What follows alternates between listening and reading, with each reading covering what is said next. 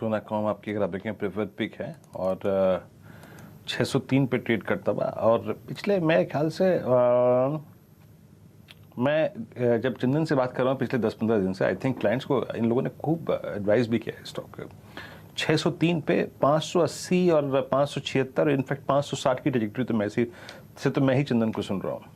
और आज ये स्टॉक अपने 200 डे एक्सपोनेंशियल मूविंग एवरेज के ऊपर निकला है।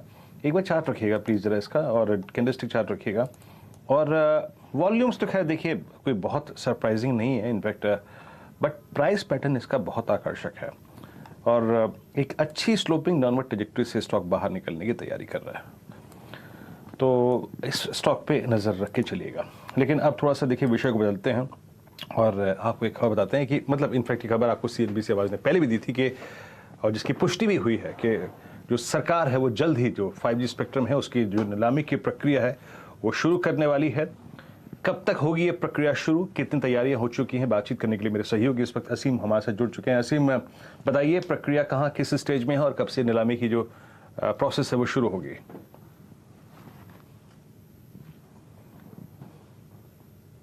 वीरेंद्र, कल जो कैबिनेट है उसने स्पेक्ट्रम ऑप्शन की पुष्टि जो है वो नहीं की थी, लेकिन आज सरकार ने ऑफिशियली इसको कह दिया है कि स्पेक्ट्रम ऑप्शन जो है होने जा रही है और सरकार ने इसकी प्रक्रिया जो है वो शुरू कर दी है।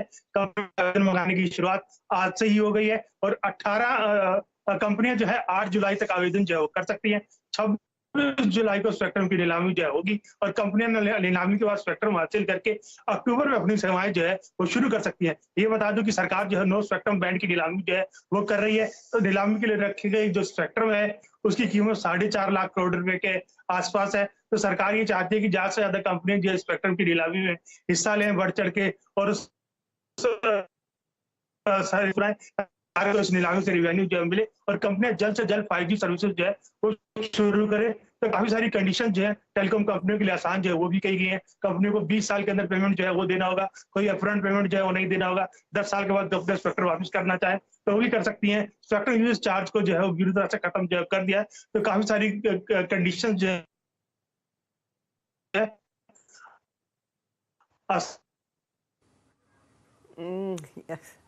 असीम, 5G नेटवर्क की तो सख्त ज़रूरत है क्योंकि आप टेलीकॉम ट्रैक कर रहे हो और आप ही का नेटवर्क बिगड़ रहा है, तो इसको रिपैच करेंगे। लेकिन हाँ, असीम ने याद रखिएगा कल ही कहा था कि कैबिनेट की तरफ से अप्रूवल मिलेगा और उन्होंने टाइमलाइन भी सेट की थी कि जुलाई में दरअसल स्पेक्ट्रम नीलामी की शुरुआत होती हुई दिखाई देगी एंड होपफुली बाय अक्टूबर वो सर्विसेज भी आप इंजॉय कर पाएंगे।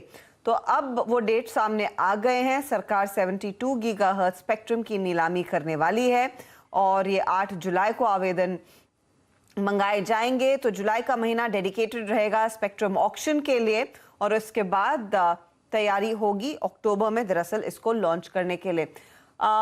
असीम का नेटवर्क थोड़ा बेहतर हुआ डायरेक्टर साहब? अच्छा, नहीं, थोड़ी सी दिक्कत है, वरना मैं असीम से जानना चाह रही थी कि प्राइवेट कैप्टिव नेटवर्क के लिए भी दरअसल अनुमति मिल रही है, तो वो भी एक इंटरेस्टिंग डेवलपमेंट होगी। जब तक असीम को हम रीपैच करते हैं, गौरांग, ये 5G ट्रायल्स बड़े पैमाने पर कई टेलीकॉम कंपनियों ने की है। एक टेलीकॉम कंपनी के पर्सपेक्टिव से क्या दाव रिलायंस जियो और भारती पर ही लगाएंगे या फिर वोडाफोन के लिए भी कुछ स्कोप है इसमें? मैं उम्मीद करता हूँ अर्शिदा, सबसे पहले कि जो 2G, 3G और 4G नहीं कर पाया वो शायद 5G कर दे और जो हमारी और आपकी दुविधा और दिक्कतें हैं डेटा कनेक्टिविटी को लेकर के या फिर वॉइस कनेक्टिविटी को लेकर के वो दूर हो जाए। बहरहाल पहले तो मेरे ख्याल से सबसे पहले जो टेस्टिंग या शुरुआत की थी 5G की वो जियो की तरफ से हुई थी और जियो क्योंकि कारोबार रिलायंस इंडस्ट्रीज के बैलेंस शीट के तहत आता है और एक सबसे बड़ा सर्विस प्रोवाइडर है, सेल्यूलर सर्विस प्रोवाइडर, सबसे बड़े उपभोक्ता सब्सक्राइबर बेस इनके पास है। तो जाहिर तौर पर रिलायंस इंडस्ट्रीज और भारती एयरटेल ये दोनों ही नाम तक मैं सीमित रखूंगा हमारी टिप्पणियां और ये दोनों पर ही एज अ डिस्क्लोजर अर्शिदा खरीदारी की राय है काफी समय से। वोडाफोन पर हम बुनियादी तर्क के आधार पर कम बात करें वही अच्छा होगा। तो क्लियरली भारती एयरटेल और जियो सबसे बड़ा बेनिफिशियरी साबित होगा, ये गौरांग शाह का कहना है। अच्छा, असीम को हमने रिपैच कर लिया है।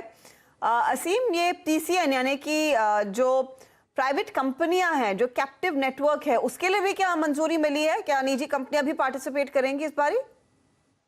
देखिए, जो कैबिनेट है उसने प्राइवेट कैप्टिव नेटवर्क को मंजूरी दी है। असीम सॉरी, गड़बड़ है और होपफुली 5G आने के बाद इस तरह की दिक्कत ना हो, क्योंकि 5G नेटवर्क कहते तो हैं थोड़ा सा और बेहतर होगा। आजकल 2G 4G से ही जूझना पड़ता है। वीरू, आपके घर में आता है क्या 4G नेटवर्क अच्छा वाला? मेरे घर ठीक आता है, ईश्वर की कृपा से। और ये लैपटॉप, ये सब जितने भी सिस्टम वगैरह हैं, सब घर जाके उसी से जोड़ते हैं, वो अच्छा है।